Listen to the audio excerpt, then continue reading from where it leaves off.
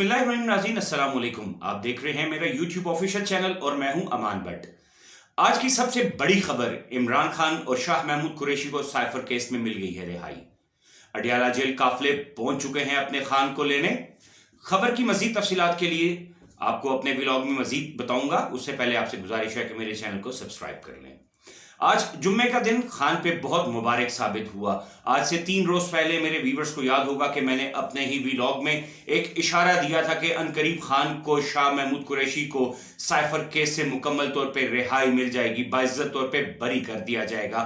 और वाकई आज ऐसा हुआ। सुबह चीफ जस्टिस कायम मकाम चीफ जस्टिस अतहर मीनुल्लाह ने सुप्रीम कोर्ट में साइफर केस की सुनवाई करते हुए कहा कि साइफर का जो मामला है उसमें इमरान खान और शाह महमूद कुरैशी की बरियत के अहकाम जारी कर दिए। और जैसे ही बरियत के अहकाम जारी किए तो काफिले जो हैं वो अडयाला जेल इमरान खान को लेने के लिए रवाना हो गए हैं। इस टाइम जो फैसला है, उस फैसले के हवाले से मैं आपको चंद चीज़ें कंफर्म कर दूं कि इस फैसले में सबसे पहले कहा गया था कि क्या साइफर गुम हो गया था, और अगर साइफर गुम हुआ था तो कौमी सलामती इजलास में मियां शहबाज शरीफ ने किस बेस पे वो कौमी सलामती इजलास बुलाया, जिस पे कहा गया था कि साइफर का इंतहाई संजीदा मसला है, इमरान खान ने मुल्क के साथ गद्दारी की है। तो आया क्या उस साइफर की क्या हैसियत थी, उस साइफर में क्या डिकोड किया गया था, उस साइफर को डिकोड करने के बाद जो है वो सलामती कौंसिल के इजलास में पेश किया गया था। और इसके साथ साथ कहना था कि साइफर से जो है वो मुल्की नुकसान तो कहीं साबित नहीं हो रहा।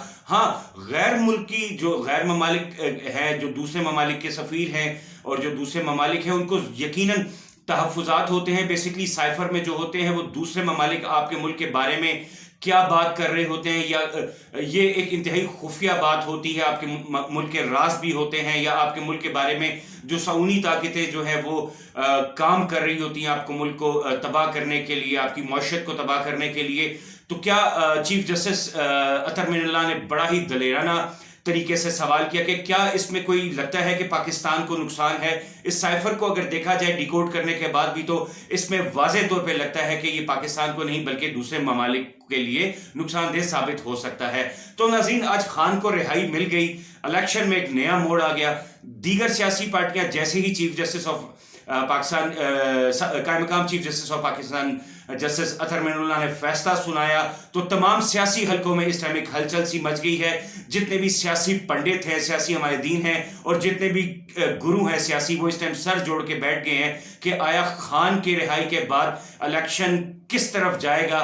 क्योंकि कहा जा रहा यही था कि जैसे ही खान की रिहाई का हुक्म आएगा तो एक बहुत बड़ा जो है वो दोबारा से खान की को प्राइम मिनिस्टरशिप तक का मौका इजीली मिल सकेगा।